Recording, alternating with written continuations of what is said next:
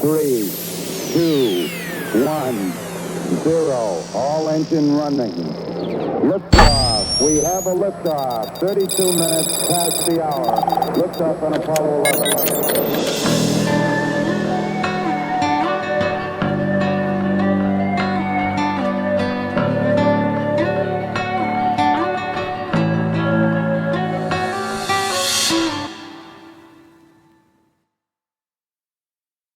All right, welcome to Roots of Reality. I'm your host, Ben Bauman, and today I'm going to be talking about the history of free speech.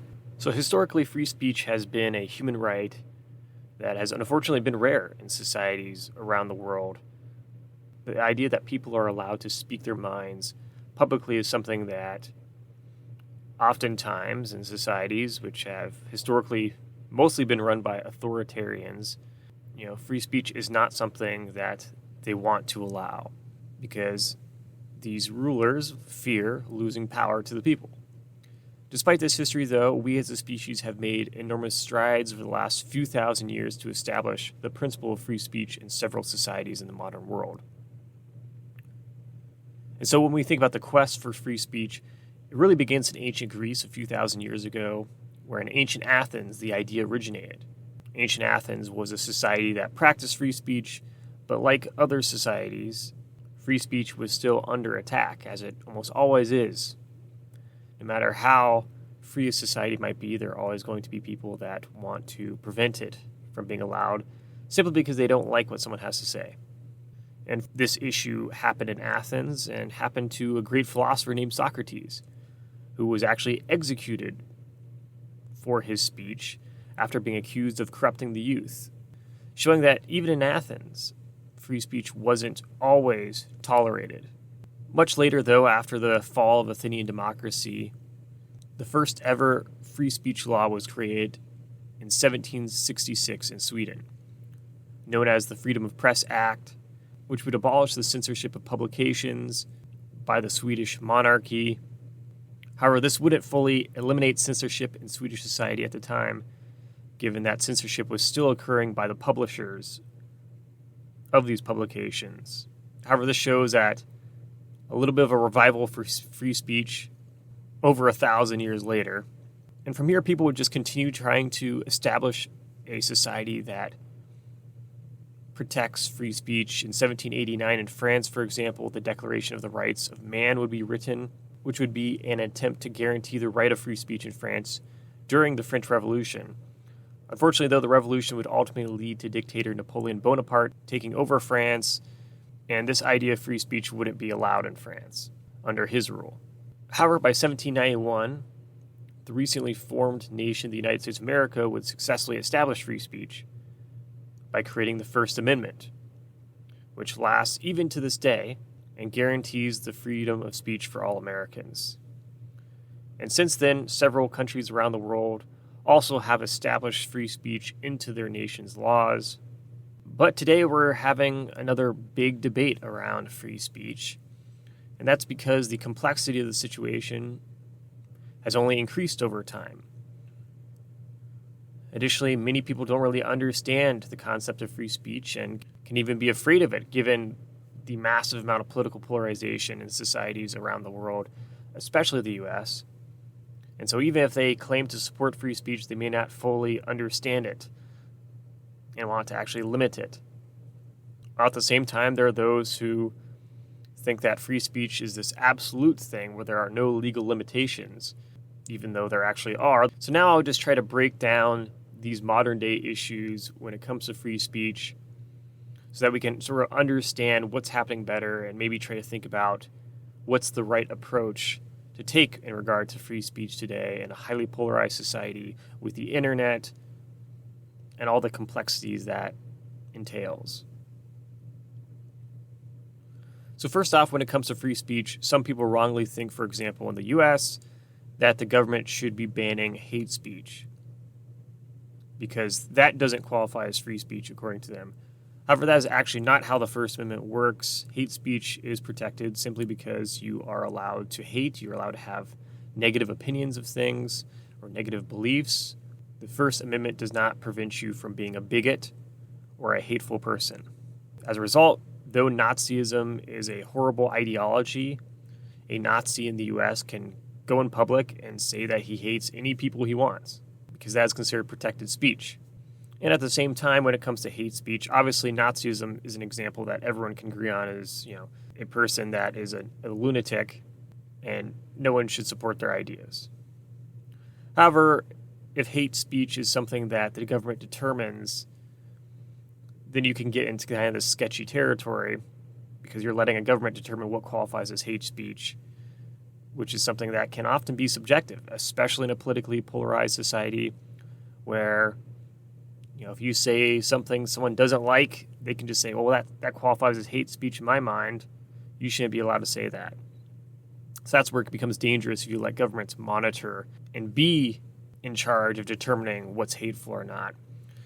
And we see how this is abused. For example, if you look at dictatorships around the world, Russia, for example, the Russian government determines essentially anything that criticizes the government to be hate speech, as well as China or North Korea or Iran.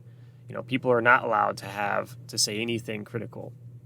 As a result, this stuff is essentially deemed hate speech. Now, this isn't to say there are not limitations on free speech. For example, a Nazi promoting violence is not protected as free speech. Additionally, neither is defamation or false advertising. Those things are not considered free speech. On the other side of the coin, though, there are people who assume that free speech should be absolute and that there should be no restrictions.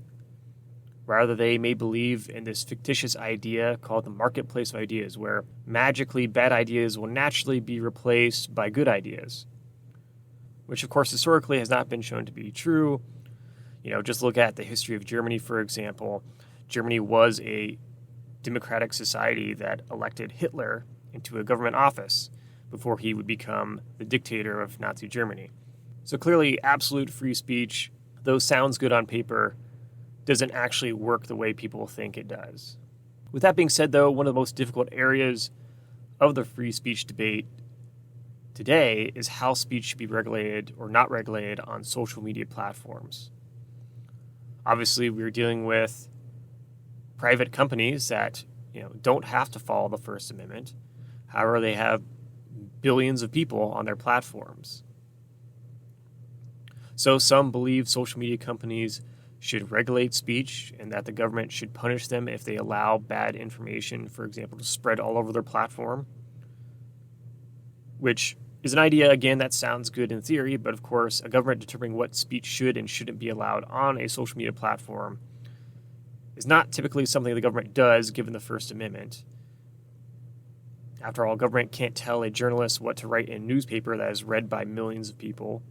So how could they tell a social media company what is allowed on their platform unless it is promoting violence, terrorism, etc.? Now, others say social media companies should not regulate it at all, given such power could be abused, like a government would if they were in control of this. A social media company, perhaps the people running it, are biased and they can determine, we don't want this stuff spreading, we want this political agenda spreading instead. You could see that there could be a potential abuse of power as a result of that, especially a social media company that could be so influential in dictating the narrative of what's going on in the world. After all, everyone is aware that social media companies haven't always made the right decision when it comes to determining what is a conspiracy theory or not, and what has credibility or what doesn't. But at the same time, these people that don't want social media companies to try to regulate what is being spread on their platforms, they're also the same people that say we should only fight bad speech on social media with more good speech, which again doesn't actually work in practice, given those often promoting quote-unquote bad speech are not playing by the same rules as everyone else. They don't care about facts or evidence. They don't want to have an honest discussion. They want to spread information deliberately to cause problems, which can support their political goals or ideology or whatnot. So really then, the people that believe that we can just fight bad speech with good speech are thinking that we just have to, unfortunately, tolerate conspiracy theories and propaganda on social media in order to protect free speech online. And the problem with that idea and I'll expand on this further now, is that we are not talking about beliefs like, oh, this person is bad, or this country is better. Online right now, as you listen to this podcast, there are people promoting absolutely insane stuff on social media platforms that can lead to violence at any time. And this has in the past and continues today and will in the future get people killed. We have conspiracy theorists promoting that vaccines are bad, that COVID was a hoax. Think of all the people that did not get vaccinated because of something they read on social media and then end up dying. I'm sure there's a lot of people out there. We also have people who promoted the idea that the election was stolen, which led to a terrorist attack on January 6th at the U.S. Capitol building. We have people constantly promoting conspiracy theories about politicians, saying they are not even human and they're Satanists eating children or they're pedophiles. Absolutely insane defamation going on online. And we also have dictatorships around the world promoting propaganda to help empower their regime politically so that it can continue to stay in power, which of course means more people living their short lives on earth under authoritarian nations who could be murdered at any time by their authoritarian government if they were to do anything the government doesn't want them to do. Not to mention the Russian government today, which is currently promoting genocide in Ukraine as this just war on social media platforms all over the world. And fortunately, social media companies are letting this stuff flow freely on this platform oftentimes, whether via bots or state-owned news outlets that promote propaganda, or the government accounts themselves of dictatorships. And so it's easy to say, like, these are just bad things we have to tolerate, but this really should be common sense. Who would want to run a business that gives people like that a platform? I think if most people, if they were to say they owned a company, they wouldn't want their company to promoting that stuff to people.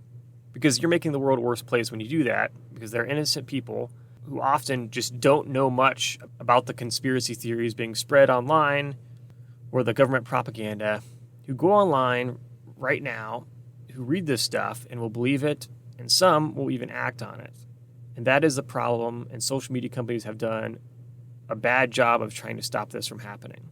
So if you think that this is something that we should just tolerate, I think we're really just underestimating this issue, because there are accounts right now conducting information warfare on the behalf of dictators or radical conspiracy theorists who both seek to hurt democracies all over the world and get rid of values like free speech, ironically.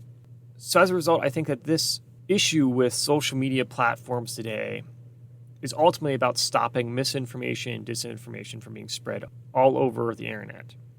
And these companies really have to do a better job, because though governments can't and shouldn't be the ones determining what free speech should be tolerated or not in terms of conspiracy theories, social media companies can use their common sense to regulate this, though, and prevent garbage from being spread on their platforms that's completely out of control.